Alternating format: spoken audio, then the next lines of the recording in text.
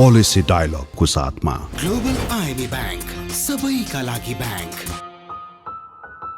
राष्ट्रिय वाणिज्य बैंक, तपाईको आफ्नै बैंक। आफ्नो भनेको आफ्नै हुन्छ। छिटो भनेकै वर्ल्ड लिंक। नेपालमा सर्वाधिक डाउनलोड गरिएको हाम्रो पात्रो एप तपाईका लागि सधैँ सजिलो, सबै सजिलो, किनकि यसमा सबै छ। In association with Nepal telecom, राष्ट्रको सञ्चार। www.nepalwatch.com।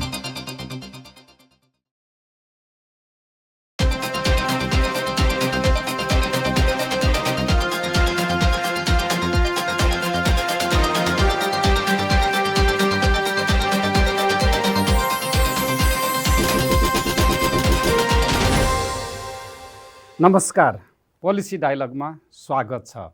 नीति अनुसन्धान प्रतिष्ठानसँगको सहकार्यमा नेपाल वाचले तयार गरेको यो कार्यक्रम समुन्नतिका लागि नीति निर्माणको सञ्चार प्रहरी अभियान हो। यो अभियान अन्तर्गत आज हामीले प्रदेश सरकारको अर्थ अवस्था र राजस्वका स्रोतहरूको बारेमा छलफल गर्दैछौँ र आजको छलफलमा मैले यहाँ आमन्त्रण गरेको छु बागमती प्रदेशका माननीय मन्त्रीज्यू जगन्नाथ थपलिया, जसले आर्थिक मामिला तथा योजना मन्त्रालयको कार्यभार सम्हाल्नु भएको छ। त्यसै गरी हामीसँग नेपाल राष्ट्र बैंकका कार्यकारी निर्देशक डाक्टर प्रकाश कुमार श्रेष्ठ पनि हुनुहुन्छ। यहाँहरू दुवैजनालाई स्वागत छ। धन्यवाद सर। र म पहिलो चाहिँ प्रश्न मन्त्रीजीसँग चाहन्छु। सबभन्दा पहिला त यहाँलाई ढिलो भयो भने फेरि पनि शुभकामना छ, यहाँको कार्यकाल सफल होस्। धन्यवाद। अहिले जुन प्रदेश सरकारले राजस्व उठाउनेछ अथवा केन्द्रीय सरकारले पनि जुन राजस्व उठाउनेछ त्यसको मात्रा घट्यो। अहिले प्रदेश सरकारलाई दिन सक्ने बजेट पनि सायद कम हुन्छ होला, प्रदेश सरकारको आफ्नै राजस्व पनि कम भएको देखिन्छ। अनुदान दिने जुन छ, सङ्घले दिने जुन अनुदान छ, किनभने सङ्घको राजस्व नै घट्यो।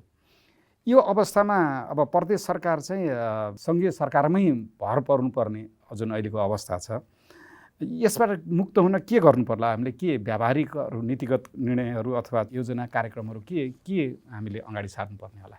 पहिलो कुरो त यो आत्मनिर्भरता भइहाल्ने स्थिति होइन नेपालको। यो सङ्घीय सिस्टममा हामीले अहिले बुझ्नुपर्ने कुरा चाहिँ के हो भने हामीले समन्वय सहयोगका आधारमा नै चल्ने भनेर संविधानमा लेखेका छौँ। अहिलेको कन्टेक्स्टमा हामीले संविधान त प्रदत्त गरिएका यी सङ्घीय अवधारणाहरू एउटा नयाँ टेस्टेडको रूपमा छन् र यो अहिले 6औँ बजेटसम्म ल्याएको छ। 7औँमा हामी चल्छौँ। यो त्यति निराशाजनक छैन। मले यो मञ्चबाटै तपाईँहरू सबैलाई अनुरोध गर्न चाहन्छु, अडियन्सहरूलाई र बुद्धिजीवीहरू सबैलाई। त्यही त अहिले मान्य जगन्नाथ थपलियाजी हजुर नै अब अर्थमन्त्री योजना आर्थिक मामला तथा योजना मन्त्री हुनुहुन्छ। मुख्य कुरो अर्थतन्त्रमै जोडिएको हुन्छ होइन। फेरि यो जुन यो हल्लाखल्ला गरेको जस्तो हुन त राष्ट्र ब्याङ्क डाइरेक्टर साहेब हुनुहुन्छ, यो हल्लाखल्ला गरेको जस्तो हामी इकोनोमीमा साह्रै तल झरेको भन्ने चिज होइन। यो अब केही चिज हो, हामीले आयातलाई अलिकति प्रतिस्थापन गर्न नसक्दा, निर्यातलाई अलिकति ध्यान नदिँदा, अनि प्रोडक्टिभिटी साइडमा चाहिँ हामीले आर्थिक विनियोजनहरू हामीले चाहिँ लगानी जहाँ गरिरहेका छौँ, अलि हामी सेवा क्षेत्रमा बढी गइरहेका छौँ कि भन्ने मलाई लाग्छ।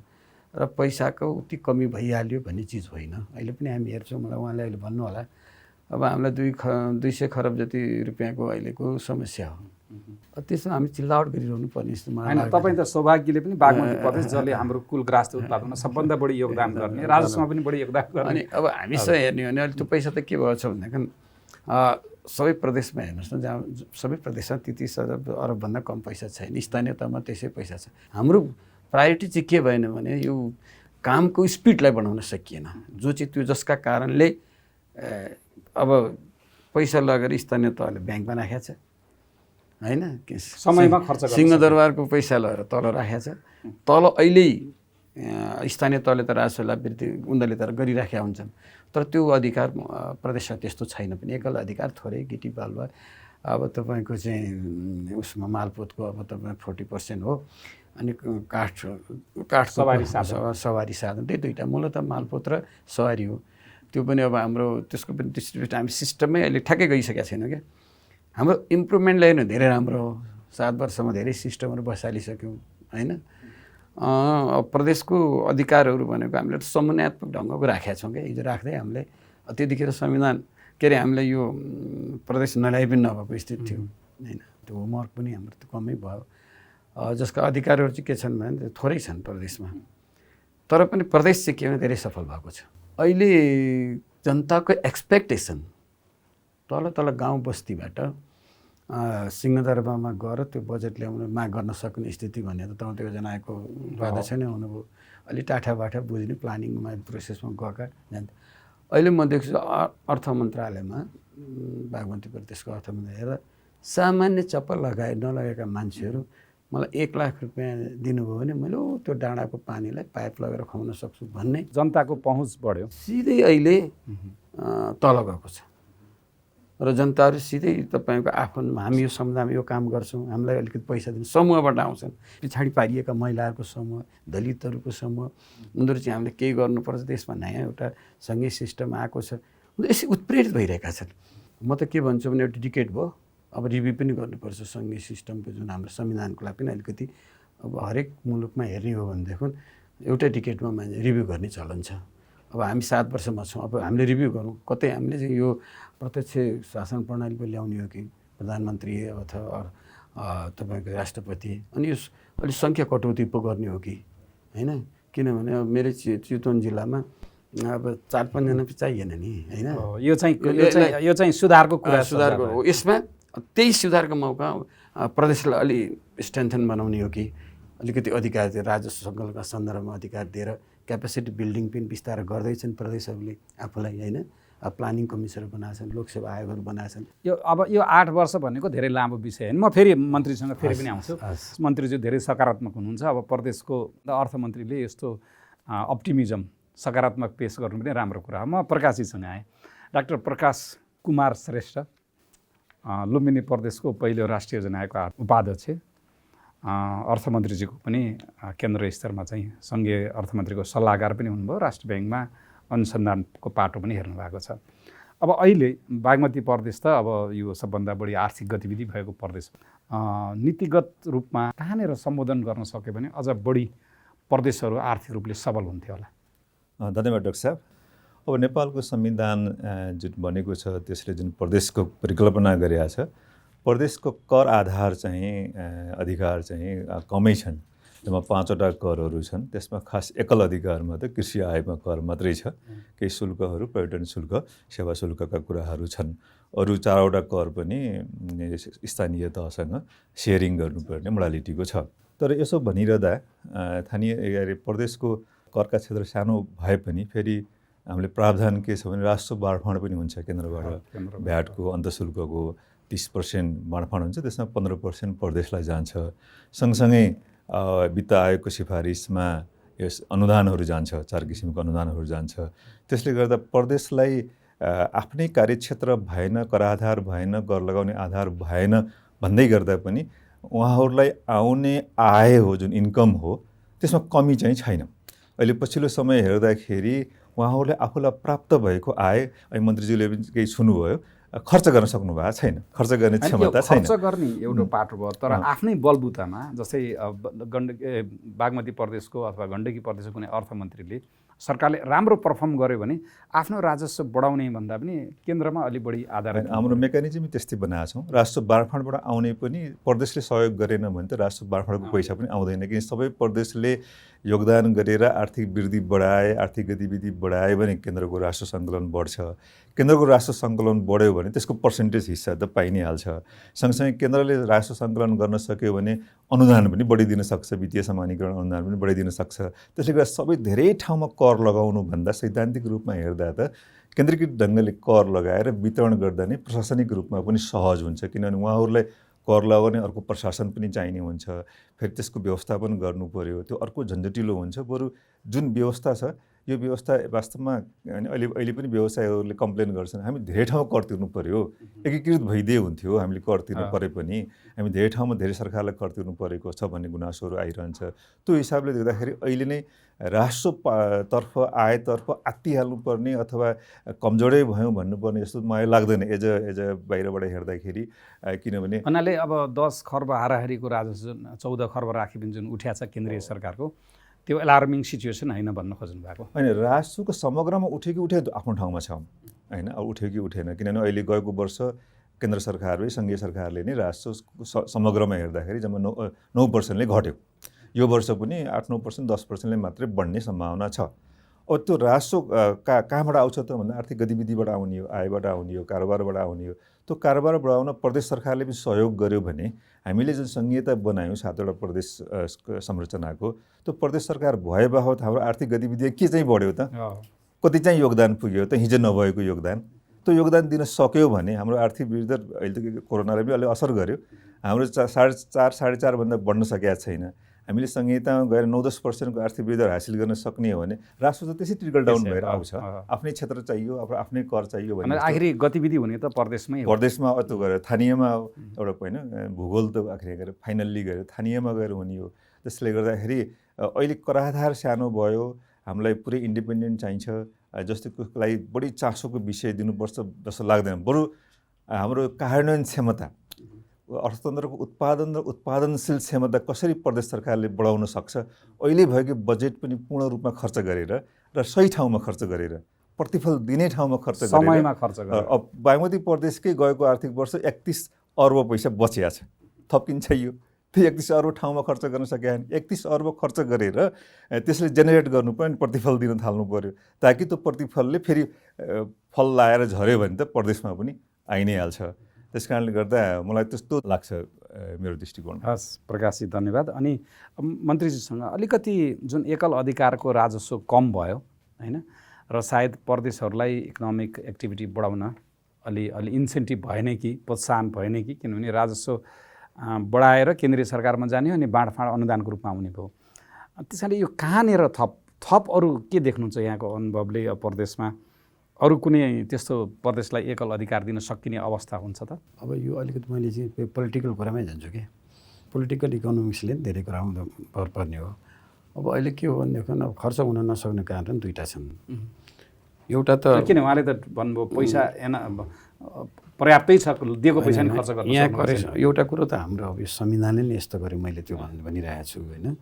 संविधानमा यो अब सङ्ख्याका कारण अनि तपाईँ यो समावेशीका कारण अब ठुलो सङ्ख्या नि भइरहेको छ। अब एउटै पार्टीको गभर्मेन्ट हुन नसक्ने सिचुएसन आयो र सङ्ख्या सिटले गर्दा अहिले हेर्नु नि भएन। अब म 2 महिना अस्ति 2 महिना 14 दिन अर्थमन्त्री स्टार्टअपमा भएको थियो, पछि जानु पऱ्यो। अब अहिले आछ फेरि एउटा 8 महिना चला फेरि जानु। यो अस्थिर खालको गभर्मेन्टले टार्गेट मिट गर्दैन। एउटा कुरो कमसेकम लक्ष्यलाई निर्धारण गरेर त्यसको एक्टिभिटी फिक्स गरेर ड्राइभ राम्रो गर्नु पऱ्यो नि। अब त्यो चिज एउटा यसलाई करेक्सन गर्नुपर्छ भन्ने मेरो भनाइ हो। यसले त तपाईँ 30 होइन 50 अर्ब दिनुभयो भने खर्च गर्नु कसरी गर्दैन, खर्चै गर्न। अनि अर्को कुरा के ब्युरोक्रेसी हो नि त मूल कार्यान्वयन गर्ने पक्ष, त्यहाँ एउटा त्रुटि छ। त्यो के भनेदेखि सचिवहरू माथिबाट पठाउने जुन सिस्टम छ 7-8वटा मन्त्रालयहरूमा, अब सहसचिवहरू विभिन्न मन्त्रालयका सहसचिवलाई सचिव बनाएर पठाइन्छ। प्रमुख सचिव चाहिँ तपाईँको यहाँकै सचिव पठाइन्छ। उहाँहरूको पनि के हो भन्दा 6-7 महिनाभन्दा बस्ने चलन छैन। किन उहाँहरू केन्द्रीय मन्त्रालय, किन उहाँहरू रिस्कको काम गर्न चाहनुहुन्न। किनभने हाम्रो करियर छ, भोलि सचिव हुने प्रमुख सचिव हुने कुरा छ। उहाँहरूले टाइम कति त मिहिनेत गर्नुभएको छैन भन्ने मलाई लाग्दैन। उहाँहरूको टाइम पनि भएन।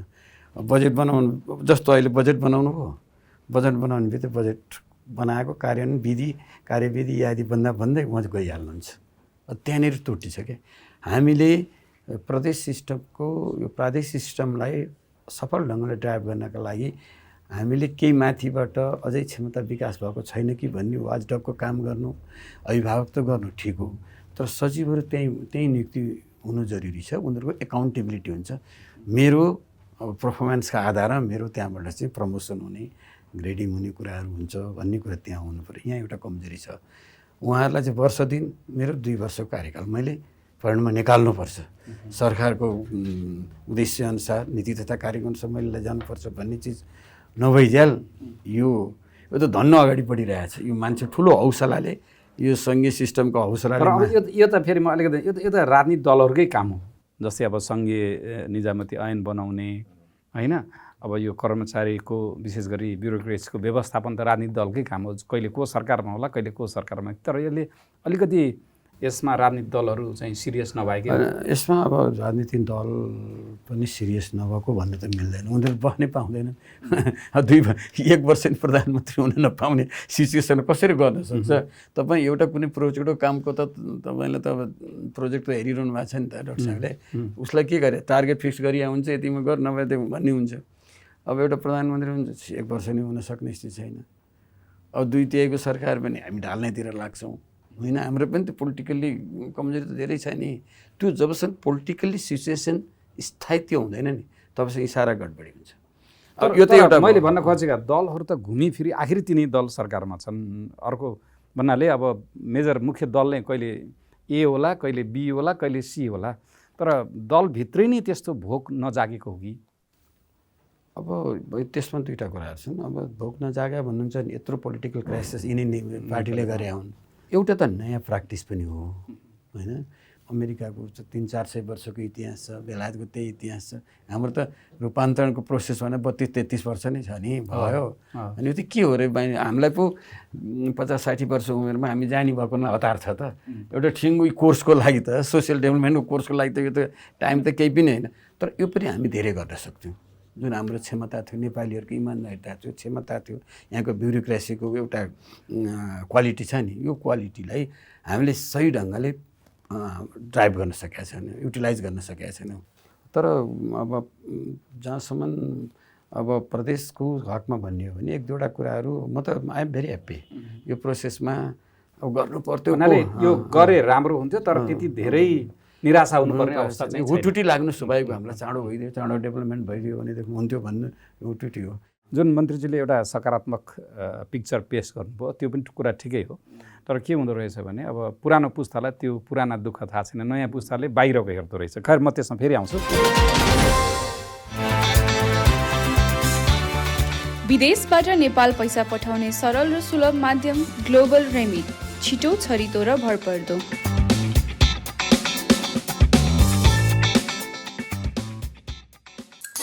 अरूको त थाहा भएन, तर नेपाल टेलिकमले भने फाइबर इन्टरनेट उही पैसामा 250% सम्म बढी दिन्छ।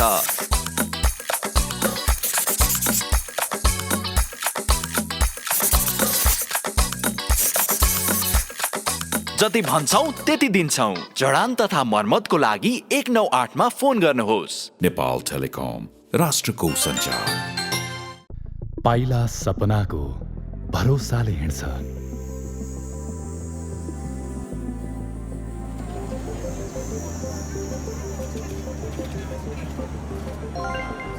कठिन भए नि आफ्नो सपना आफ्नै हुन्छ।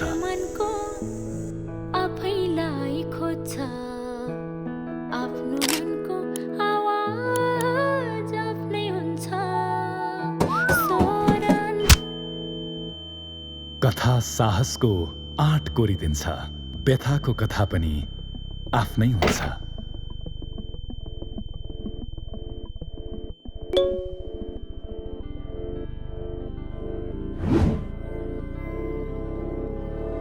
आफ्नै सुन्ने, आफैलाई खोज्ने नयाँ युगमा पनि आफ्नो भनेको आफ्नै हुन्छ।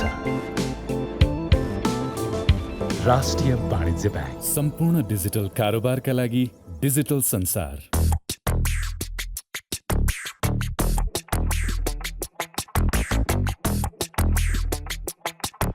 It's always fun when you hit the road, making turns in a brand new Tiago EV, and it's fully charged, getting miles in easy on the go.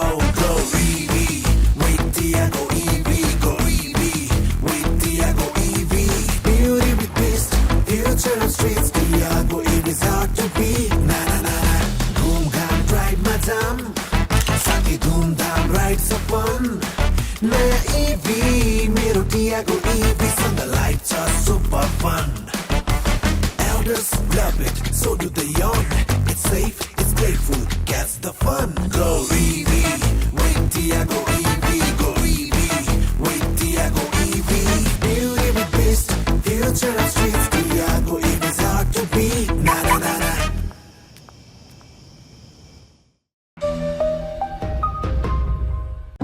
जोड्दै मनको तार,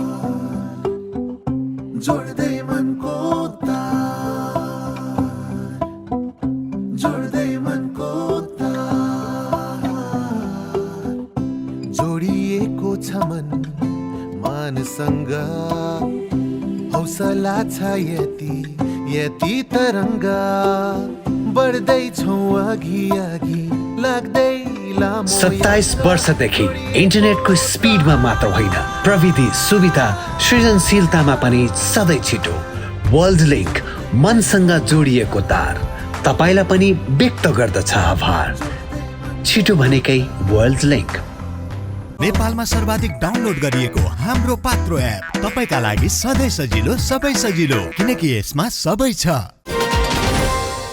फेरि प्रकाशजीसँग आएँ म। अब यो एकल अधिकारको कहाँनिर कर लिने भने प्रदेशको त अब सीमित छ, त्यो संविधानले नै भनेको, त्योभन्दा बाहिर जान सक्नुहुन्न।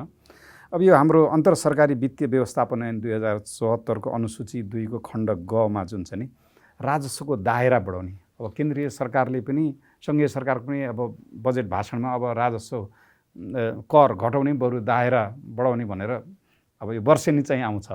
के छ यसलाई के सल्लाह दिन सकिन्छ? त्यस्तो सम्भावनाहरू विशेष गरी बागमती प्रदेशको हकमा, बागमती किनभने यो त इकोनोमिक एक्टिभिटी बढी भएको प्रदेश पर्यो। पक्कै पनि संविधानले त अब सानो अधिकार न्यारो अलिकति होइन साँगुरो छ, तर पनि केही विन्डोबाट ढोका खोल्न चाहिँ सकिन्छ जस्तो लाग्छ, अलि विस्तार गर्न सकिन्छ जस्तो लाग्छ। अप्सनै नभएको चाहिँ होइन, यो अर्थशास्त्रीय दृष्टिकोण धेरै विकल्पहरू हुन्छन् भन्ने अवधारणा हुन्छ। अब हामीले खास गरी होइन अब लिन पनि सजिलो एउटा यो जुन उहाँहरूको कार्यक्षेत्रभित्र पर्ने यो सेवा शुल्कको हिसाबले सर्भिस दिएर प्राइस लिने होइन, त्यो काम जस्तै कुनै टनेल बनायो युजर ट्याक्स टाइपको इन्ट्री फी लिने, कुनै होइन कुनै होइन जू बनायो, चिडियाखाना बनायो, चिडियाखानाको इन्ट्री फी लिने, कुनै मनोरञ्जन पार्क होइन पार्कहरू बनायो त्यहाँको इन्ट्री फी लिने गर्यो भने अब कस्तो भने सेवा पनि दियो, प्रदेशले गरे बनाएको है भन्ने पनि भयो, अनि त्यो सेवा प्रयोग गरे बापत मान्छेले तिर्ने भयो होइन, शुल्क तिर्न तयार हुन्छ। अनि त्यो किसिमको गऱ्यो भने प्रदेशको केही दायरा बढ्छ। अब अहिले केन्द्रले लगाएको करहरू फेरि मैले पनि लगाऊँ भन्न त करदातालाई बढी बोझ पर्छ। नयाँ एभिन्यू क्रिएट गर्नु, नयाँ एभिन्यू अहिले त्यही नै सबभन्दा हुन्छ। जस्तै फास्ट्याग कुनै होइन होइन हाइवेहरू जस्तै बनायो, एकदम फास्ट ट्र्याक बनायो, सुरुङ बनायो होइन, सुरुङमा कोही मान्छे त्यो प्रयोग गर्छ भने त्यसमा ट्याक्स तिर्छ, युजर ट्याक्स तिर्छ, त्यो प्रदेशले कलेक्सन गर्न सक्छ। त्यस्तै अरू धेरै कुराहरू त्यो किसिमले आफ्नो बजेट चाहिँ यसरी लगाउने कि त्यहाँबाट केही रिटर्न आओस्, अथवा कुनै प्राइभेट सेक्टरसित सहकार्य पिपिपीमा गएर कुनै पब्लिक इन्टरप्राइजेस भन्नु प्रदेशको इन्टरप्राइजेस केही खोलेर त्यहाँबाट रेभिन्यू पनि जेनेरेट गर्न सक्छ, डिभिडेन्डको रूपमा रेभिन्यू जेनेरेट गर्न सक्छ। प्रदेशको यातायात किन नबनाउने, प्रदेश यातायात होइन प्राइभेट सेक्टरसँग पिपिपी मोडलमा बनायो भने त प्रदेश लगानी गऱ्यो, डिभिडेन्ड पाउनु त पायो नि, त्यसको लागि त कहीँ संविधानले रोके जस्तो लाग्दैन होइन। त्यो एभिन्यू खोज्यो भने विकास पनि हुने देखिने। अहिले होइन हेटौडा काठमाडौँ आउँदाखेरि प्रदेशको यातायातमा आउनु पायो भने इन्डियामा चलिरहेकै छन्, त्यस्तोमा सुविधा सम्पन्न किसिमले आउने, त्यो हिसाबले प्राइसिङ पनि हुने, अनि मान्छेलाई पनि रिलायबल प्रदेश सरकारले व्यवस्था गर्यो है भन्ने, अथवा पब्लिक प्राइभेट पार्टनर व्यवस्थापन करारमा दिएर अनि प्रदेशले आम्दानी पनि गर्ने, अनि त्यहाँको बासिन्दाले सुविधा पनि पाउने एउटा नमुना हुन्छ। त्यस्तै अरू कुनै केबल कार हुनसक्छ जहाँ पनि उसले फी उठाउन सक्छ, कतिपय अवस्थामा ट्रान्सपोर्टेसनकै रूपमा पनि केबल कार प्रयोग गर्न सकिन्छ। यस्ता प्रोजेक्टहरू खोल्न सकिन्छ जस्तो लाग्छ जहाँ कि प्रदेश ठुलो पैसा बचत गरेर त्यसको म्याक्रो इकोनोमिक इम्प्लिकेसन छ, लिक्विडिटी इम्प्लिकेसन छ। हामी सेन्ट्रल ब्याङ्कको तर्फबाट हेर्दाखेरि प्रदेश र स्थानीयले जुन बचत गरेका छन् त्यसको अहिले आर्थिक शिथिलता, आर्थिक सङ्कुचन भनिरहेछौँ, त्यसको एउटा मुख्य कारण त्यो हो उहाँहरूले खर्च नगर्दैनाले। मुख्य कारण चाहिँ अब खर्च गर्ने भने फेरि फाल्न पनि भएन, अहिले त हटाए के अरे, अब त केन्द्रीय सरकारले त्यो उल्टै गरे पनि आखिर त्यो पैसा त सेन्ट्रल ब्याङ्कमा आएर बसिरहेछ, केन्द्रीय ब्याङ्कमा आएर बसिरहेछ, बजारमा माग छैन, सरकारको पैसा आएर बसिरहेछ। अनि अझ कस्तो विडम्बना छ भने सङ्घीय सरकारले ब्याज तिरेर ऋण ल्याएछ, त्यो पैसा लगेर तल दिएछ, तलको सरकारले त्यो पैसा 0%मा फेरि ब्याङ्कमा ल्याएर राखेको छ। त्यस्तो विरोधाभासले त हामीलाई त खाडलतिर लगिरहेछ। त्यो अवस्थामा हामीले त्यस्तो कुनै प्रोजेक्टहरू गऱ्यौँ भने रेभिन्यू पनि आउने, अनि यो जस्तै हामीले भ्याट लगाउन सकेनौँ, अन्त लाउने कुरो पनि भएन। सबै ठाउँमा धेरै ठाउँमा सबैले लगाउँदाखेरि करदातालाई बढी बोझ पर्छ। तर सेवा शुल्क लगाउन त हामी सक्छौँ नि। हाम्रो किन सेवा दिए भाव पैसा त लिनु पर्यो, अधिकारकै कुरो हो। अर्को पर्यटनमा त्यति क्लियर छैन, पर्यटनसँग पनि जोडिएर कतिपय दस्तुर अधिकारभित्र छ, तर तिनटैमा बाँडिया छ। त मलाई लाग्छ आफूले बनाएको पर्यटकीय पूर्वाधारबाट चाहिँ प्रदेशले शुल्क लिन पाउँछ जस्तो लाग्छ। त्यो एरिया बढायो भने फेरि यो त एकदम अनौपचारिक क्षेत्रमा इकोनोमिक एक्टिभिटी भएको प्रदेश पनि हो। हो, अनौपचारिक धेरै ठाउँमै छ। अनि अहिले पछिल्लो झन्डै 40% आसपास अनौपचारिक छ। त्यो अनौपचारिकलाई औपचारिक बनाउनको लागि प्रदेश सरकारले भूमिका खेल्न सक्छ। त्यो औपचारिक भयो भने त केन्द्र त तिर्छ नि त। भ्याट तिर्यो भने त भ्याटको 30% त्यसको बेनिफिटको सेयर चाहिँ पाउन सकिन्छ, पाइहाल्छ होइन। जस्तै रोयल्टी पनि पाउँछ। त्यो सेयर पाउनको लागि त केन्द्र सरकारलाई सपोर्ट गर्दा पनि आफ्नै भाग हो, आफूले नै गरेको हो। मैले उठाउन पाइनँ भन्नुभन्दा उठाएकै कुरो पनि मैले पाउने अधिकार त छ नि। त्यस कारणले राजस्वको अभाव हुन्छ जस्तो लाग्दैन। त्यहाँ चाहिँ हामीले डाइभर्सिफाइड गरेर डिफ्रेन्ट एक्टिभिटी जुन एकल अधिकारमा छ त्यसबाट चाहिँ करहरू असुल्ने अहिलेको अवस्थामा पनि अर्कोतिर आन्तरिक ऋण उठाउनै सकेका छन्। आन्तरिक ऋणको विन्डो पनि छ यदि काम गर्ने नै हो भने। अब दिएकै खर्च हुन सकेको छैन। म फेरि माननीय मन्त्रीजीसँग आएँ। अब माननीय मन्त्रीजी अब चितवन जिल्लाबाट आउनुभएको छ, सबभन्दा इकोनोमिक एक्टिभिटी भएको अब काठमाडौँ पछिको जिल्ला नै पर्यो बागमती प्रदेशको। अब अहिले यो हामीले प्रकाशले पनि भर्खरै सुझाउनु भयो कि सेवा प्रवाह दिन जति सक्यो विभिन्न अब प्रोजेक्टहरू विभिन्न चाहिँ आयोजना परियोजनाहरू सिर्जना गरेर त्यसबाट चाहिँ प्रदेश सरकारले आफ्नो करको दायरा बढाउन सकिन्छ भनेर जुन उहाँले सुझाव दिनुभयो, के छ अब यो? अब हजुर भर्खरै मन्त्री हुनुभएको छ, अब बजेट ल्याउने बेला पनि भयो, केही त्यस्तो मैले चाहिँ अहिले म आएपछि होमवर्क गरेको कुरा यो वन पैदावारमा जान सकिन्छ कि भन्ने मलाई लागेको छ। अब धेरै काठहरू जङ्गलमा नीतिविहीन भएर काठहरू कुहिएर बसिरहेका छन्। त्यसबारे मैले रिसर्च गर्दैछु। वन मन्त्रालयसँग मेरो सबै टाइममा कुरा भइरहेछ। त्यो त नीति यो काठ त्यसो कुहाएर राख्ने हो त भने यसमा चाहिँ मैले ध्यान दिइरहेको छु। त्यहाँबाट हामी मलेसियाबाट काठ ल्याएर हाम्रा घरहरू बनाउने, नेपाल सरकारका भवनहरू बनाउने, तर हाम्रा काठ चाहिँ त्यहाँ कुहिएर बस्ने। लडापडा काठ त पर्सिनी कुहिएको के कारण हो? के नीतिविहीन भएर हो कि हाम्रो आँट नभएर हो कि अथवा सुशासनको पाटो? सुशासन पाटो होइन, हामी बढी अल्छी भएर हो कि रिस्क मोल्नै नचाहेर हो कि अध्ययन गर्दाखेरि यो सकिने रहेछ।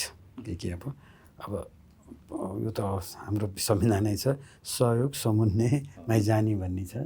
त्यहाँ एकल त्यसरी जाने भन्ने त कहीँ पनि छैन होइन। त्यसरी यो पार्टमा गएर एउटा राजस्वको क्षेत्रलाई बढाउन सक्ने स्थिति मैले देखिरहेको छु। र अस्ति हामीले बागमती सरकारले एउटा निर्णय गर्यो, प्रदेश सरकारका भवनहरू र जहाँ चाहिने काठ चाहिने ठाउँमा चाहिँ स्वदेशी काठै प्रयोग गर्नुपर्छ भन्ने अनिवार्य व्यवस्था गरेका छौँ। यसले पनि एउटा देशभक्तिपूर्ण भावना अलिकति जागृत हुन्छ र आत्मनिर्भरै हुनेतिर पनि लक्षित गर्छ भन्ने मलाई लाग्छ। अर्को कुरा मैले चाहिँ एउटा के सोचेको भनेदेखि यसलाई मैले कन्भिन्स गर्दैछु। अब हामीले चाहिँ 2-4वटा प्रोजेक्ट अगाडि बढाउँ कृषिमै। अनि मैले अलिकति यो काठको जस्तै स्थानीय अथवा नेपालकै सामग्री प्रयोग गर्दाखेरि त बिल अफ क्वान्टिटी टेन्डर गर्दा नि 15% बढी तिर्न सक्ने प्रावधान छ, तर कार्यान्वयन नै भएन। होइन नि, यसलाई अब तपाईँको चाहिँ अब आँट गर्नु पऱ्यो, सस्तो हुन्छ भन्ने नाममा अब भएन। हाम्रो होस् त सर महँगै भएछ भने नेपाली काठ गर्ने कहाँ त्यो सरकारै जाने पैसा त हो नि होइन। पब्लिकलाई अहिले भन्न नसकौँला होइन। अब हामीले त सरकारको त गऱ्यौँ भने धेरै कुरा हुन्छ। हाम्रो के छ भने राम्रो सोफाहरू बाहिरकै लिने यो चलन छ। त्यति मात्रै होइन मन्त्रीजी, हजुर अर्थमन्त्री हुनुहुन्छ, अब योजना बजेटहरूमा जस्तै रसुवामा एउटा सरकारी कार्यालय बन्न थाल्यो भने अब त्यो इन्जिनियरले गर्दाखेरि इस्टिमेट जुन गर्छ बिल अफ क्वान्टिटी, त्यहाँ चाहिँ मार्बल राखेको हुन्छ पेटीमा, जबकि हाम्रो स्लेट, ढुङ्गा, दोलाखा, रामेछाप, सरसो सबै छ। हामीले त्यो डिरेक्सनमा जानुपर्छ। नीति निर्माण तहमा र ब्युरोक्रेसी पनि कन्भिन्स हुनुपर्छ। यसमा अलिक प्रब्लम बढी ब्युरोक्रेसीबाट आउँछ, यो भएन त्यो भएन त्यो भएन, त्यसलाई पनि हामीले कन्भिन्स गरेर जानुपर्छ। अलि आँट गर्नु पऱ्यो भन्ने कुरा मेरो हो है। अर्को कुरा के गर्न सकिन्छ भनेदेखि प्रदेश सरकारहरूले अब सबै जग्गा त प्रदेश सरकारको छैन, माथि एउटा वन क्षेत्र बढी पर्छ, अलिकति आँड गरेर हामीले प्राइभेट सेक्टरलाई स्वदेशी प्राइभेट सेक्टर आउँछन् भने विदेशी पनि आह्वान गर्नुपर्छ। तपाईँको नेपालमा अब 100 वर्ष गर्नु अलिक गाह्रो हुन्छ, 50 वर्षसम्मको लिजमा दिएर पूर्वाधार बनाइदिने सरकारले, इभन इन्ट्रिगेटसम्म त्यहाँसम्म बनाइदियो भने त्यहाँ पनि पैसा लिन सकिन्छ नि त। अनि उनीहरूले भित्र कम्पाउन्डिङ गरेर अब आयात लाई प्रतिस्थापन गर्ने हिसाबले अलिअलि हामीले के कन्ट्रिब्युट गरौँ, नयाँ नयाँ प्रोजेक्टहरू सुरु गरेर आह्वान गरौँ प्राइभेट सेक्टरलाई। त हाम्रो त आह्वान गर्ने केही नदिनु कसरी आउँछन्? न बाटो छ, न बिजुली छ, र मेटेरियलमा ट्याक्स भयङ्कर लिएर हामी होइन। अब सङ्घीय सरकारकै जस्तै अब नारायणघाट बुटवलको बाटो आज यत्रो वर्ष भयो, हामी छिमेकमा अब नितिन गडकरीले कति लाख किलोमिटर बनाइसक्नुभयो। हामीले पनि यहाँ पब्लिक प्राइभेट पार्टनरसिपमा अथवा यो इन्डियाको मोडेलमै सब्सिडी दिएर जान सक्यो, आज बाटो पनि सम्पन्न हुन्थ्यो, सबै काम। अलिकति हामीले अलिक कुल माइन्डले सोच्ने कुरा चाहिँ हामी नेपालीहरूको इमान्दारी हुँदा पनि अलिक लङ टर्म सोच्ने बानी हाम्रो छैन। सरकारले नै बनाउनु भन्दा निजी क्षेत्रसितको सहभागितामा बनाउनु। मैले अघि भने नि ल हामी तिमीलाई ब्याज पनि सस्तो, ल 10 वर्ष कर लिन्नौ होइन, ल यहाँ हामी चाहिँ तिमीहरू यो गर 5 वर्ष कर लिन्नौ भनेर अलिकति चाहिँ हिम्मतिलो साथ चाहिँ भनिदिने हो भने त आउँछ नि त। तर चितवनमै म मन्त्रीज्यूकै निर्वाचन क्षेत्रमा गएको, त्यहाँ महका किसानको पनि ठुलो समस्या, यो भारतबाट आयातित मह कर नलगाए हुनाले होइन, अब डाबर यिनीहरूको मह पनि बाहिरबाट ल्याउँदो रहेछ। अब मह किसानको, केरा किसानको ठुलो समस्या छ यो क्वारेन्टाइन नबनाउँदाखेरि गुणस्तर।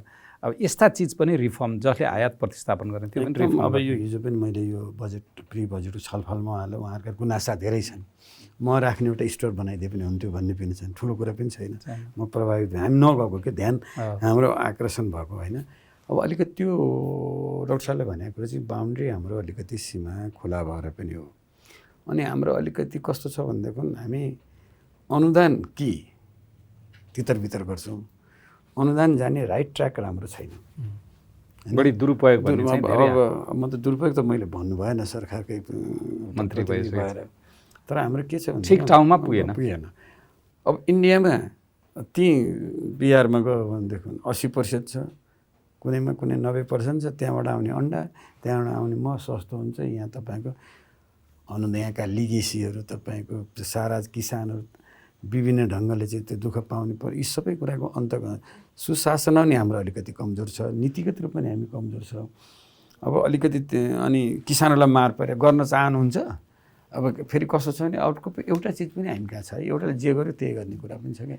अब भनौँ न केरा लाछ, अब एउटाले केरा लायो सबैले केरा लान्छ, तर केरा लाएर हुरी बतासे लग्यो भने अनि त्यसको थम्मा हुन्छ नि, थम्माबाट तपाईँको केस्रा बनाएर चाहिँ कपडातिर ट्रान्सफर गर्ने। अर्को हामीले चाहिँ अलिकति एडभोकेसी गर्ने र अलिकति हामीले राज्यले दिने गऱ्यो भने त अनुदानसित टेक्नोलोजी पनि दिनु पर्यो, सिप पनि दिनु पर्यो। तर अहिले त के छ भने अब सङ्घीय सरकारको बजेट लिमिटेसन काम गर्ने संरचना पनि अब लेन्दी ठुलो बजेट खर्च। अब प्रदेश सरकारमा त अब तपाईँ मन्त्री भएर आउनु भएको छ, केही सृजनशील हामीले सोच्नै पर्छ होइन। जस्तो दुधको फ्याले भन्छौँ हामी होइन, अब त्यसलाई दुधलाई पाउडरमा उत्पादन गर्ने प्रोसेसले हामीले सरकारले गाइडेड गरिदिनु पऱ्यो नि, मार्केट च्यानल मिलाइदिनु पऱ्यो। पाउडर दुध पनि सङ्कलन भयो, खपत भएन भन्ने। अब त्यसमा हाम्रो केही मिल्क चकलेट बनाउने हो, मिल्क चकलेट उद्यमीलाई प्रोत्साहन गर्ने अनि नेतृत्वले भिजन ल्याउने। अब उही चल्ते चलाते ढङ्गले जाने चिज, जागिर खाने चिज अनि मन्त्रीको अवधि सिद्ध्याउने चिजले अब हुँदैन। प्रकाशसितै गएँ तपाईँ अलिकति। म चाहिँ यो जुन सङ्घीयतामा पाल्पाको एउटा निस्ती गाउँपालिका हो क्यारे, योभन्दा पहिले त्यसले कति 100वटा कर बनाएछ, भैँसी बेचेको पनि कर थुप्रै। तनहुँको एउटा पालिकाले राजस्वको टार्गेट राखेको, त्यसको कति 20% पनि उठाउनु भने चाहिँ यो स्थानीय तहका जुन नेतृत्व छ अथवा प्रदेशमा यो जुन राजस्व हुन त केन्द्रको पनि पुगेन, एउटा त राजस्व लक्ष्य जुन गर्ने एउटा दायरा बढाउँदाखेरि यो दोबर कर हुने होइन, प्रदेशले पनि दिने, सङ्घले पनि दिने, स्थानीय सरकारले पनि दिने। यो एकदम कुनै ठाउँमा त प्रतिस्पर्धा उन्मुख भएर अब अघि माननीय मन्त्रीजीले भने जस्तै उद्योग व्यवसायको गुनासो पनि छ। यसलाई कसरी ट्र्याकमा ल्याउन सकेला? किनभने तपाईँले चाहिँ प्रदेशमा पनि काम गर्नुभयो, सङ्घको मन्त्रालयमा पनि सल्लाहकार भएर बस्नुभयो। यसलाई के हिसाबले यस्तो चाहिँ डुप्लिकेसन? डाक्टर साहबले भने चाहिँ आज सुरुका समयमा भर्खर 74 सालपछि चाहिँ सुरुमा सबै एक्साइटेड भएको थिए होइन। एक्साइटेड भएको धेरैलाई नियम कानुन संविधान पनि होइन बुझ्न भ्याइसकेको स्थिति थिएन, तर धेरैले आफ्नो आफ्नो ढङ्गले एकदम एक्जुबरेन्स ढङ्गले काम गरिरहेको थिए। अहिले चाहिँ त्यस्तो चाहिँ छैन जस्तो लाग्छ। अलिकति माथि अनुभव चाहिँ अर्थ मन्त्रालयले पनि सर्कुलर पनि जारी गरे यसरी लिन पाइँदैन है, यो कर लिन पाइँदैन भनेर सर्कुलरै जारी गरेको त्यतिखेर। त्यस कारण अलिकति ट्र्याकमा आए जस्तो छ। तर पक्कै नै उत्साह हुनु राम्रो हो, तर हाम्रो संवैधानिक व्यवस्था के छ, कानुनी व्यवस्था के छ, त्यसको आर्थिक प्रभाव के पर्छ, हामी त्यो कर त लिने तर त्यसले कति सस्टेन गर्न सक्छ, त बाँच्छ कि बाँच्दैन कर तिर्ने मान्छे भन्ने कुरा पनि ख्याल गर्नुपर्ने चाहिँ हुन्छ। अब कतिपय अवस्थामा हामी यही संहिता राम्रोसँग अझै प्रभावकारी ढङ्गले कार्यान्वयनमा जान सकेका छैन, प्रदेश सरकार पनि सक्षम हुन सकेका छैन, स्थानीय तहमा पनि थुप्रै समस्याहरू छन् होइन, जनशक्तिदेखि लिएर प्राविधिक ज्ञानदेखि लिएर अनि त्यहाँको जनप्रतिनिधिलाई पनि धेरै कुरा थाहा छैन। शुद्ध राजनीति गरेर आउनु भएको छ, अब आएको व्यक्तिलाई अब यहाँको कानुनी कुराहरू संवैधानिक कुराहरू थाहा नहुँदा पनि कतिपय भएको छ। तर पछिल्लो समय त्यस्तो सुन्नमा आएको छैन। सुरुका केही वर्ष चाहिँ एकदमै आयो त्यो किसिमले। अनि म त्यतिखेर भर्खर प्रदेशमा गएको थिएँ, हामीले भर्खर इस्टाब्लिस गर्दै थियौँ। अब प्रदेशको दायरै सानो थियो, हामीले त्यहाँ धेरै लगाउने अवस्था त रहेन, त्यतिखेर एक्सप्लोर गर्ने काम भएको थियो। तर स्थानीय तहहरू चाहिँ धेरै उत्साहित भएर प्रायः त्यहाँको उद्योग धन्दालाई पनि लगाएको छ, उसलाई पनि लगाएको छ। कतिपय पुराना हिजो गाउँ विकास समिति हुँदा लगाएका करहरू पनि किन हिजो लगाएको आज किन नलगाउने भन्दै पनि लगाएका थिए। कतिपय पुरानो चाहिँ संविधानले ज्ञान थिएन, क्षमता क्षमता थिएन, उत्साह चाहिँ थियो कसरी गर्न सकिन्छ, धेरै ल्याएर धेरै गर्न सकिएला भन्ने हिसाबले। अब एकातिर होइन उहाँहरूको क्षमताले खर्चको क्षमता पनि छैन, कार्यान्वयन क्षमता पनि कमजोरी छ। केही पालिकाले राम्रै गर्नुभएको छ जस्तो देखिन्छ, तर धेरैले चाहिँ कार्यान्वयनतिर पनि कमजोरी छ। अनि अहिले सुधार भएको छ, लर्निङ बाई डुइङ जस्तो चाहिँ भएको छ। तर अझै पनि स्थानीय तहको क्षमता वृद्धिको लागि कसले ध्यान दिने हो भन्ने कुरो, जस्तै सबै सङ्घले गर्न सक्ने भए केन्द्रले गर्न सक्ने संहिता किन चाहिन्थ्यो? हामीले प्रदेश र स्थानीय बनाइसकेपछि त्यो पावर डेभोल्युसन अथवा त्यो अथोरिटी डेभोल्युसन चाहिँ नभए हो कि जस्तो देखिन्छ। जस्तै प्रदेशलाई त्यो जिम्मा दिने हो भने प्रदेशले आफैले र आफ्नो मातहतको स्थानीय तहको क्यापासिटी बिल्डिङ गर्ने, अनुगमन गर्ने, मोनिटरिङ गर्ने ती काम गर्न दिएको भए यो अलि एउटा ट्र्याकमा जान्थ्यो होला। अहिले कता हाम्रो संहिता होइन समन्वय सहकारी पनि छ, अनि अलिक कम्प्लिकेटेड पनि छ, ट्रायङ्गुलर टाइपको संहिता छ। अब सैद्धान्तिक रूपले संहिता देखियो त व्यावहारिक रूपमा अब प्रमुख कार्यकारी अधिकृत नै अब केन्द्रले दिन्छ, स्टाफै कर्मचारी नभएको स्थिति छ। अनि यो वित्त हस्तान्तरण पनि केन्द्रले पनि पठाएको छ, प्रदेशले पनि पठाएको छ। स्थानीयले कसरी त्यो एकाउन्ट मेन्टेन गर्छन् जस्तो लाग्छ मलाई। होइन तिनतिरबाट आइरहेको हुन्छ, अझै कोही सशर्त गएको हुन्छ, कतिखेर दिन्छ कतिखेर फिर्ता लिन्छ होइन।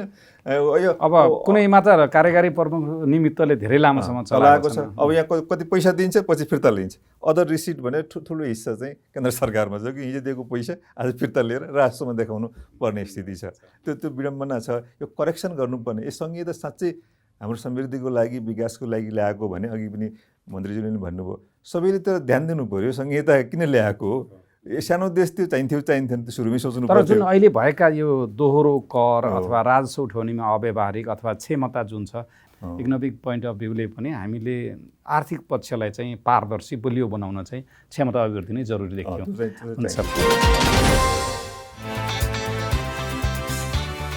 विदेशबाट नेपाल पैसा पठाउने सरल र सुलभ माध्यम ग्लोबल रेमिट, छिटो, छरितो र भरपर्दो।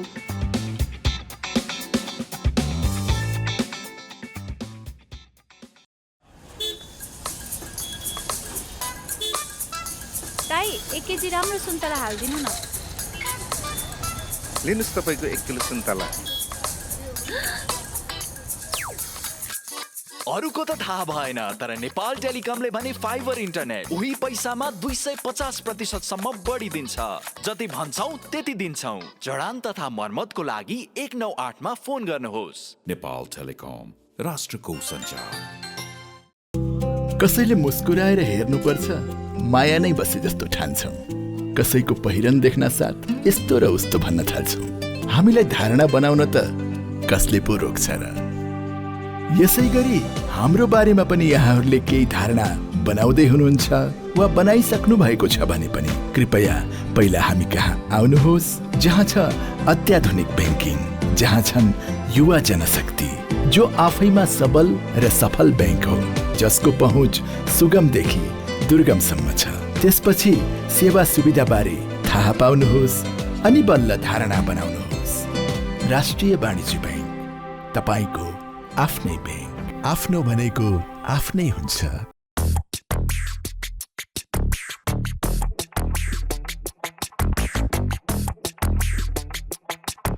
It's always fun when you hit the road, making turns in a brand new Tiago EV, and it's fully charged, getting miles is easy on the go. Go EV with Tiago EV, go EV with Tiago EV.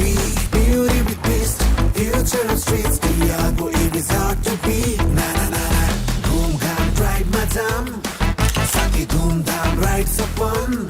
Naya EV, मेरो Tiago EV, सँग life just super fun. Elders love it, so do the young. It's safe, it's playful, gets the fun. Go EV, with Tiago EV, go EV, with Tiago EV. Beauty with beast, future of streets. Tiago EV is hard to beat. Na na na na.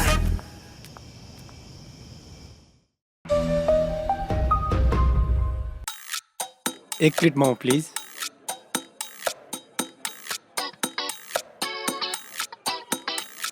हजुरको एक plate momo. अरूको त थाहा भएन, तर नेपाल टेलिकमले भने fibre internet उही पैसामा 250% बढी दिन्छ। जति भन्छौ त्यति दिन्छौ। जडान तथा मर्मतको लागि 198 मा फोन गर्नुहोस्। नेपाल टेलिकम, राष्ट्रको सञ्चार। जोड्दै मनको तार,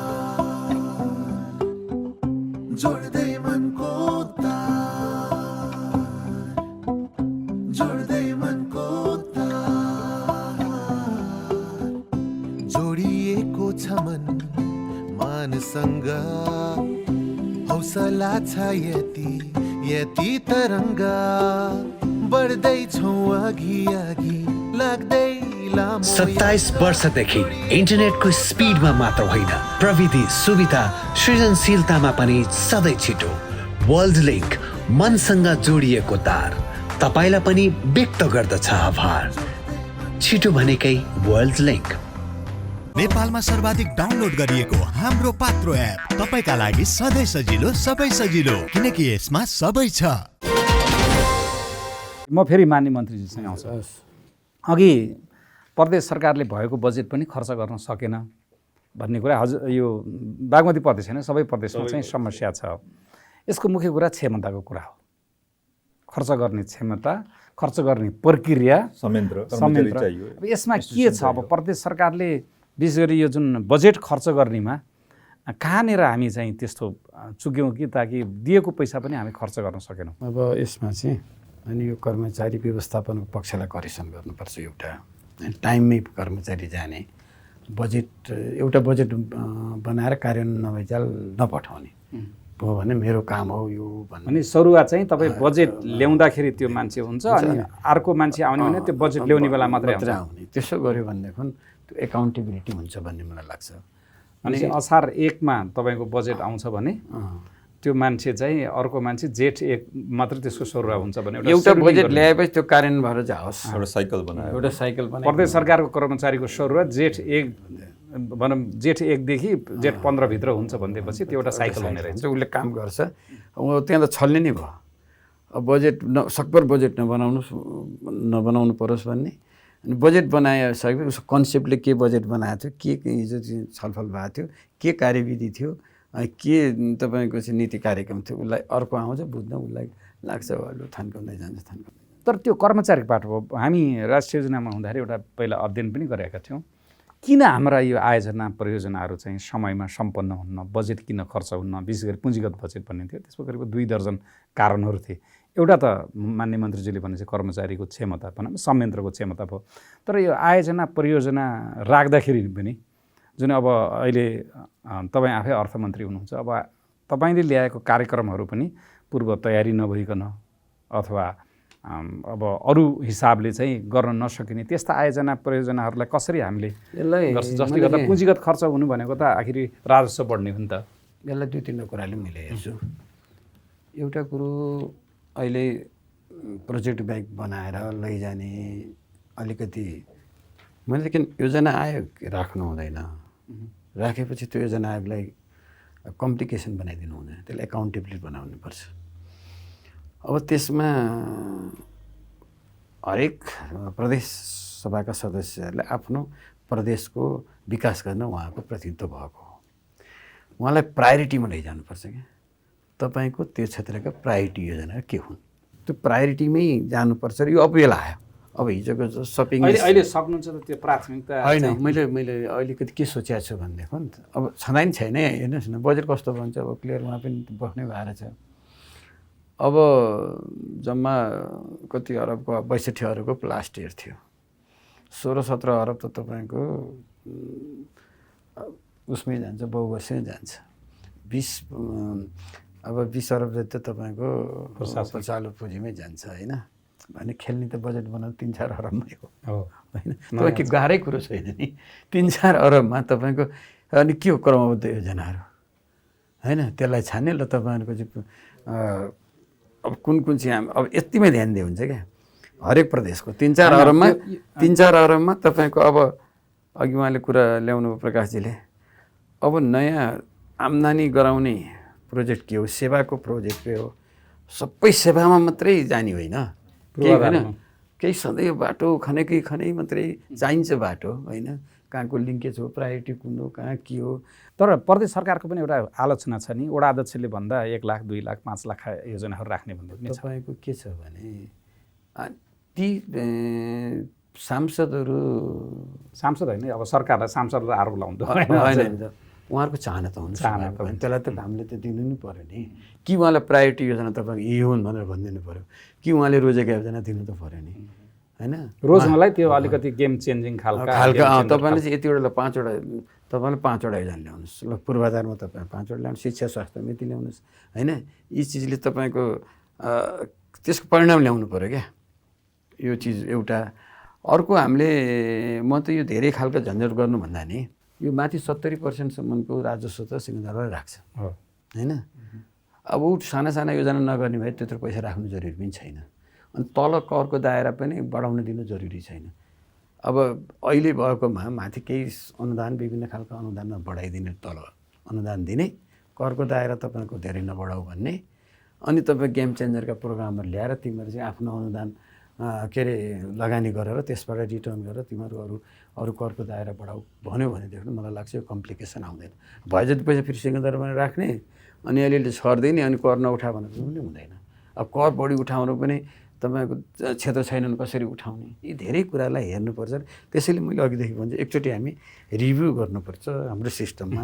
लाजमा फेरि अब अलिकति कस्तो देखियो भने अघि उहाँले नै भन्नुभयो पुराना अब ब्याकलगहरू क्लियर गर्दाखेरि आवश्यक बजेटै त्यता गइहाल्छ, थोरै 3-4 अरब मात्रै छ, भएको पैसा पनि खर्च हुन सकेको छैन।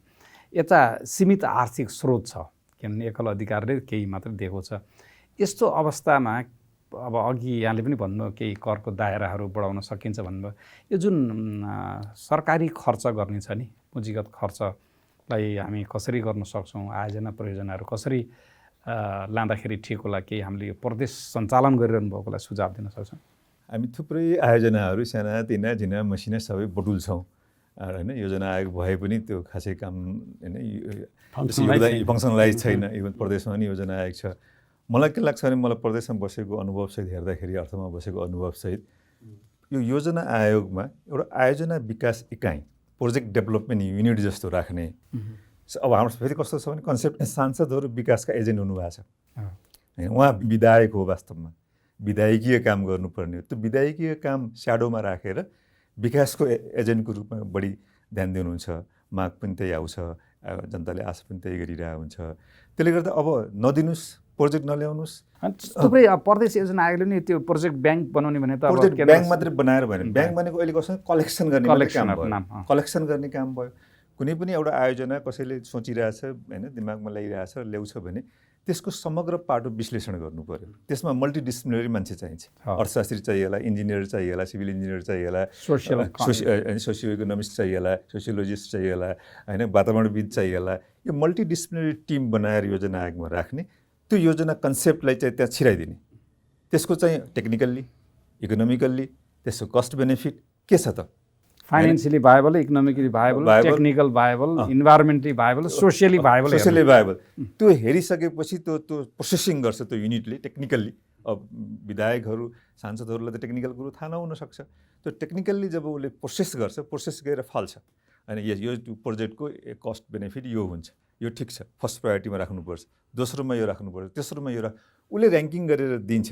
अनि पक्कै पनि सन्तुलन मिलाउनु पर्ने हुन्छ, पूर्व पश्चिमको सन्तुलन मिलाउनु पर्ला, सन्तुलित विकासका कुरा पनि छन्, अविकसित ठाउँलाई, प्रदेशलाई, पालिकालाई अलि जोड दिनु पर्छ, आफ्नो ठाउँमा सैद्धान्तिक पक्ष हो, ती सबैलाई ध्यान दिएर हामीले प्रोजेक्ट ऱ्याङ्किङ गऱ्यौँ भने कसैले विवाद गर्नै पर्दैन। अनि फर्स्टलाई दिने, दोस्रोलाई दिने, अनि कार्यान्वयन गर्ने, 1 वर्ष 2 वर्षमै त्यो कार्यक्रम सकियो भने त अर्कोको पालो आउँछ नि। यहाँ त राष्ट्रिय गौरवको आयोजना भनिएको छ, त्यो वर्षौँ सकिन्न, अर्कोको पालो कहिले आउने होइन, अर्को प्रोजेक्टको पालै नआउने स्थिति भयो कि त्यो समय नसकिएपछि। त्यसो गर्ने हो भने होइन, सबैले के गर्छ, पक्कै मेरो पालो आउँछ, मैले भनेको कन्सेप्टको कुनै न कुनै बेला पालो आउँछ भन्ने पनि हुन्छ।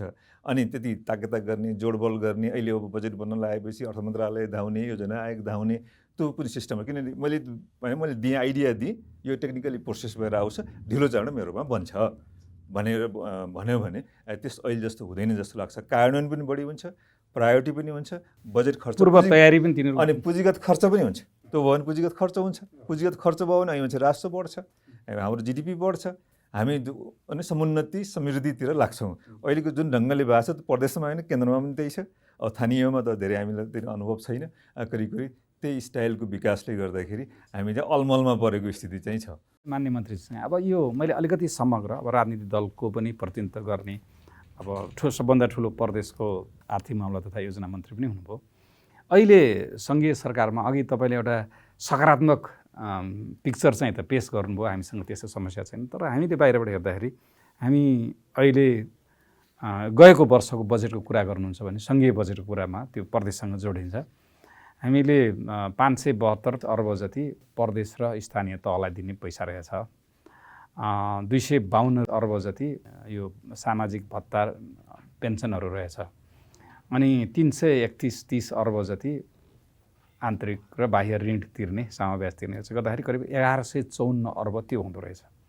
अब यता राजस्व चाहिँ अहिलेको हिसाबले हेर्ने भने 1054 जति मात्रै उठ्ला भन्दाखेरि 1 खर्ब त प्रदेश, स्थानीय तह, विदेशी ऋण र सामाजिक भत्ता मात्रै पुग्ने भयो। अब चालु हामीले विकास खर्च र सङ्घीय सरकारको खर्चलाई त ऋणै खोज्नुपर्ने अवस्था देखियो अहिलेको जुन अवस्था। आगामी दिनमा अझ त्यो अवस्था त्यति राम्रो होला जस्तो देखिएको छैन अहिलेको राजस्व सङ्कलन हिसाबले। अब यो सबै चिज अघि हामीले कुरा गऱ्यौँ प्रदेशसित पनि जोडिएको छ, किन 3 अन्तराबद्धता छ। आर्थिक गतिविधि बढाउने नै प्रदेशले हो। अब प्रदेशले पनि आन्तरिक ऋण त लिन सक्छन् होइन। यो अवस्थामा निकास के देख्नुहुन्छ? एउटा प्रदेशको सबभन्दा ठुलो प्रदेशको मन्त्रीले जनतालाई अघि तपाईँले धेरै सकारात्मक बाँड्नुभयो, हामी डराउनु पर्दैन, हाम्रो सबै राम्रो छ। तैपनि इमिडिएट अब भोलि प्रदेशमा पनि त्यही समस्या आउँछ। पहिलो कुरो यो चालु मलाई लागेको चाहिँ यो चालु पुँजीमा बढी मितव्ययता ल्याउनु पर्यो। कम खर्च गर्नु छैन भनेदेखि कम खर्च गर्नुपर्ने। सार्वजनिक खर्च कटौतीका धेरै आयोगहरूले रिपोर्ट पनि दिइसकेका छन्। पहिला अर्थमन्त्री हुँदा मैले पहिलो घोषणा गरेँ टेबलमा बस्ने बित्तिकै हामी चाहिँ यत्रो पानी, खानेपानीमा चाहिँ यत्रो आयोजना गरिरहेको छौँ, मिनरल वाटर किन चाहियो हामीलाई? त्यसो भन्दा मिनरल वाटर फ्याक्ट्री साथीहरूले त रिसाउलान्। तर यस कुरा त हेर्नुहोस् है, यो मिनरल वाटरको कस्तो छ, यसको फोहोर व्यवस्थापन गर्नुपर्छ। अनि एउटा बोतल खान्छ, कति खानुहुन्छ सर? यति खायो छोड्यो। कति त्यो चिज सानो हो, त्यसमा कति छ? हरेक म सेमिनार गोष्ठीमा देख्छु बोतल फोडाएछ साथीहरूले, यसो खान्छ अनि छोडिदिन्छ, त्यो उता भइरहेछ।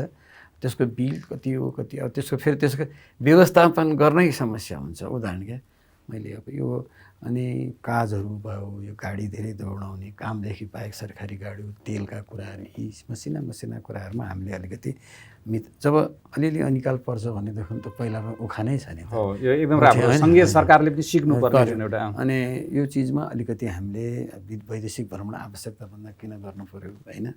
अब यो अलिकति हामीले यसको पहिलो कुरो भनेको चाहिँ हाम्रो चालु खर्चमा हाम्रो मितव्ययता फर्स्ट प्रायोरिटी हो, यो पहिला गर्नुपर्छ। दोस्रो इमिडिएटली बेलै छ, अहिले हाम्रो ठ्याक्क आएको छ यो। अब हामीले चाहिँ उत्पादनलाई जोड दिनु पर्यो, उत्पादन बढाएर राजस्व बढाउनु लाग्छ। अनि करलाई मन्त्रीजीको अब आगामी योजना त्यो छ। अनि कर चाहिँ तपाईँको म सँगै सरकार चाहिँ अनुरोध गर्न चाहन्छु, यो छ भने कर कहाँ कहाँ लिकेज भइरहेछ अझै त्यति ध्यान गएको छैन है। भनिन्छ नेपालमा त एउटा अनौपचारिक संयन्त्रै छ कर छलीको लागि। अब हेर्नुहोस् तपाईँको यो चिजमा अलिकति हामी सबै अब प्रदेशको त त्यस्तो करको छल्ने ओर्ने त्यो क्षेत्र पनि त्यति छैन, तैपनि अझै हामीले चाहिँ यातायातमा अलिअलि समस्या देखिरहेछ, त्यसलाई हामी करेक्सन गर्छौँ, मालपोतलाई अलिकति इक्विप गर्छौँ, अलिकति राष्ट्र ब्याङ्कबाट पनि अहिले अलिकति नयाँ चिज आएको जग्गा कारोबार पनि अलिकति वृद्धि होला, किनभने स्याक थियो नि त एकदम सिकको अवस्था थियो।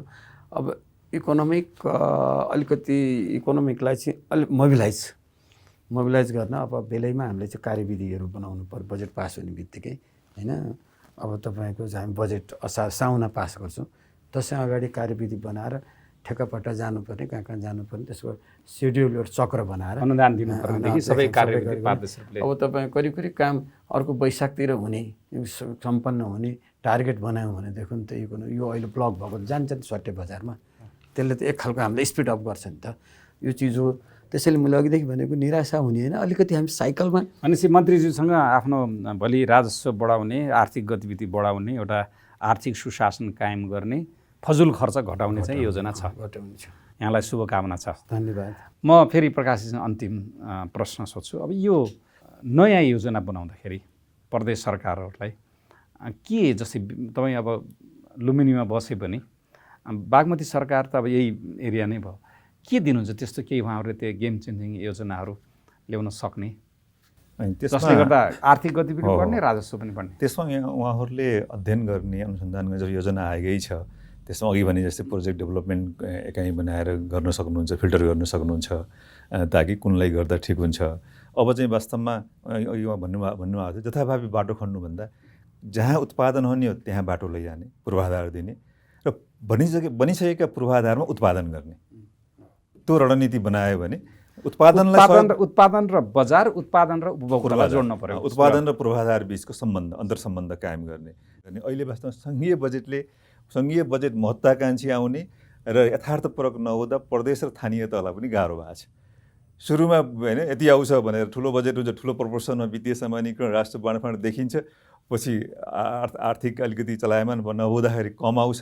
अनि उहाँहरू केही पालिकाको मैले न्युज सुनिरहेको थिएँ, बजेट आउँछ भने खर्च गरिसक्नु, खर्च गर्नेलाई दुःख भएको छ, फेरि खर्च गरिसक्यो पैसा आउँदैन, पैसा छैन होइन, खर्च नगर्नेको बचत भएको छ, खर्च गर्नेको पैसा आएको छैन। त्यो किसिमको त्यसकारण केन्द्र सरकारले पनि, सङ्घीय सरकारले पनि यो पछिल्लो जुन प्रवृत्ति छ एकदमै ठुलो बजेट ल्याउने, कार्यान्वयन गर्न नसक्ने गरी, क्षमता पनि नहुने, स्रोत पनि नभ्याउने किसिमको गर्ने, त्यसले गर्दा तल सरकारसम्म अरू सबैको एक्सपेक्टेसन बिगाडिदिने जुन प्रवृत्ति छ त्योभन्दा यथार्थपूर्वक ल्याउने, 90-95% कार्यान्वयन गरेर देखायो भने त्यसमा बरु दाबी गर्ने, त्यसमा बरु क्रेडिट लिने, मैले यति गरेँ भनेर क्रेडिट लिँदा हुन्छ, ठुलो बनाएर क्रेडिट नलिँदे राम्रो हुन्थ्यो भन्ने एउटा अलिक टेक्निकल पाटोबाट भन्न चाहेँ। हस्, धन्यवाद प्रकाशजी। म फेरि मन्त्रीजीसँग, मान्य मन्त्रीसँग के कता एउटा चाहिँ अघि भिजनको कुरा गर्नुभयो हुनाले मैले एउटा प्रश्न सोधेँ, उहाँले सुझाव दिनुभयो।